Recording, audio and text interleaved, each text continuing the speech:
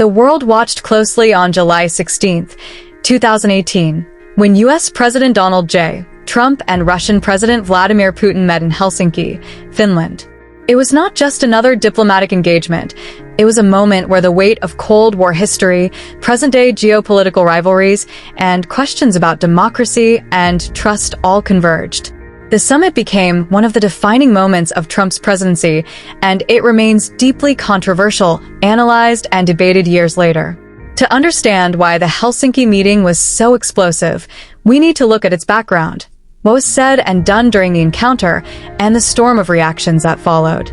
Background: a relationship of suspicion and curiosity. When Trump entered the White House in January 2017, he did so under a cloud of suspicion.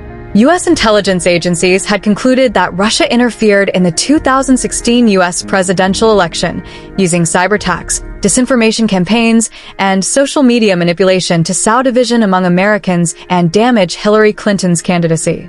The intelligence community was unanimous. Russia had sought to help Trump win. For Trump, however, the narrative of Russian interference posed a direct challenge to his legitimacy. To admit that Moscow had a hand in shaping the election outcome risked undermining his victory. This context shaped his approach to Russia and to Putin himself.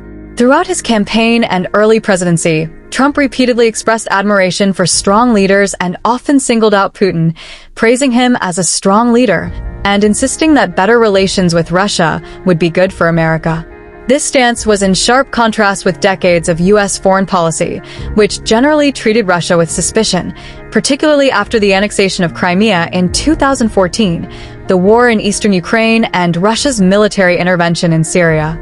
For America's allies in Europe, Russia was increasingly seen as an aggressive power challenging the stability of NATO and undermining Western democracies.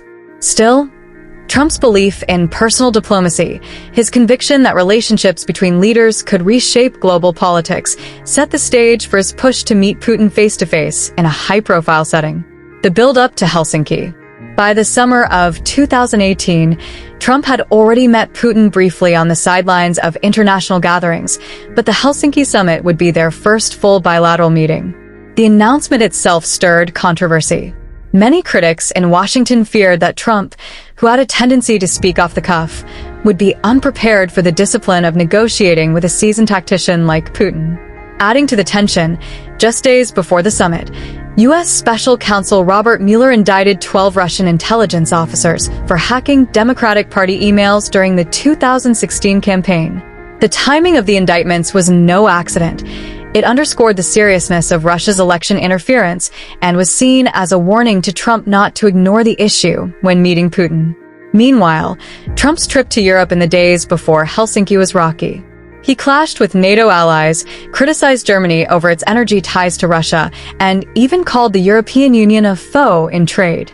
By the time he arrived in Helsinki, the world was wondering whether Trump would side with America's allies and intelligence community, or with Putin. The private meeting. The summit began with a 2-hour private meeting between Trump and Putin, attended only by interpreters. No aides, no note-takers, no official records. This decision alone fueled suspicion, as most high-stakes diplomatic meetings involve teams of advisors to ensure no concessions are made without careful planning. What was discussed in that private room remains one of the enduring mysteries of the summit.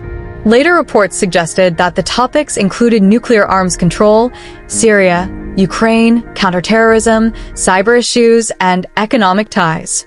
But because there were no witnesses or transcripts, the details remain known only to the two leaders.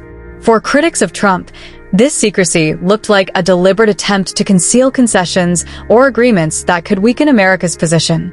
The joint press conference, a diplomatic earthquake. If the private meeting raised eyebrows, the joint press conference that followed shocked the world. Standing beside Putin, Trump faced direct questions about Russian election interference. Instead of reaffirming the conclusions of his intelligence agencies, Trump appeared to side with Putin. They said they think it's Russia. I have President Putin. He just said it's not Russia. I will say this. I don't see any reason why it would be, Trump declared. The statement landed like a thunderclap. In that moment, the sitting president of the United States publicly cast doubt on his own intelligence community in favor of the denial of a foreign leader long accused of manipulating elections, suppressing dissent, and undermining Western unity. Putin, for his part, denied any Russian interference and used the opportunity to portray Russia as a cooperative partner. He even offered what he framed as a compromise. Russian investigators could question the accused Russian agents if U.S. authorities allowed Russia to interrogate certain Americans who Moscow claimed were involved in illegal activities. To many observers, this offer was a trap designed to legitimize Russia's interference while gaining leverage over American citizens. Trump also praised the idea, calling it an incredible offer, which further alarmed critics. Immediate reactions: shock and outrage. The fallout was immediate and fierce. In Washington, lawmakers from both parties condemned Trump's remarks. Republican Senator John McCain called the press conference one of the most disgraceful performances by an American president in memory. Others accused Trump of effectively betraying his country on the world stage.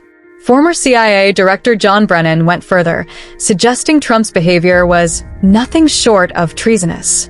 Democrats demanded accountability, while even Trump's usual Republican allies distanced themselves from his comments. Internationally, allies expressed concern that the U.S. was drifting away from its traditional role as a bulwark against Russian aggression. In Moscow, however, the summit was seen as a triumph for Putin, who emerged looking like an equal partner to the American president and perhaps even the stronger figure. Trump's attempted walk back.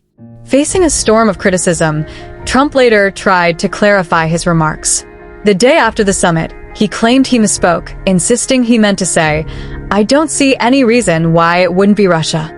This walkback did little to calm the outrage, as many noted it contradicted the tone and content of his press conference. The damage had already been done. The broader implications. The Helsinki summit was about more than one press conference.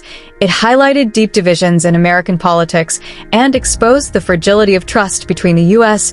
and its allies. It also demonstrated Putin's ability to exploit Trump's unconventional style of diplomacy. For Russia, the optics of the summit were a win. Putin not only stood alongside the U.S. president as an equal, but also watched as Trump cast doubt on his own intelligence services in front of the entire world. For Trump, the summit reinforced his belief in personal diplomacy, but it also underscored the dangers of improvisation in global politics. Legacy and continued debate.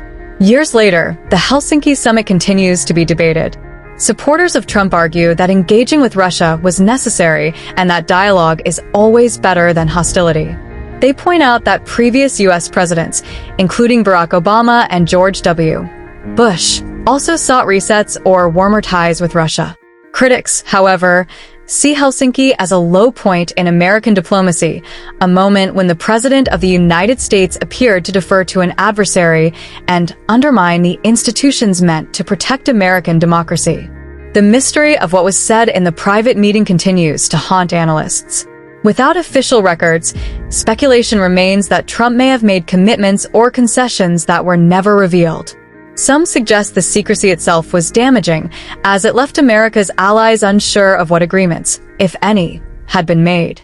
Conclusion: the Trump-Putin summit in Helsinki was more than just a diplomatic encounter. It was a turning point in modern geopolitics.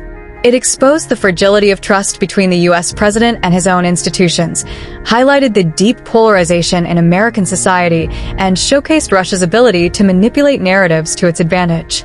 Whether viewed as a bold attempt at diplomacy or a humiliating capitulation, the summit remains one of the most consequential events of Trump's presidency. It was a day when history, politics, and personal ambition collided on the world stage, leaving behind an image that will be studied for decades. Donald Trump standing beside Vladimir Putin, questioning his own country's intelligence, and changing the course of U.S.-Russia relations in a single sentence.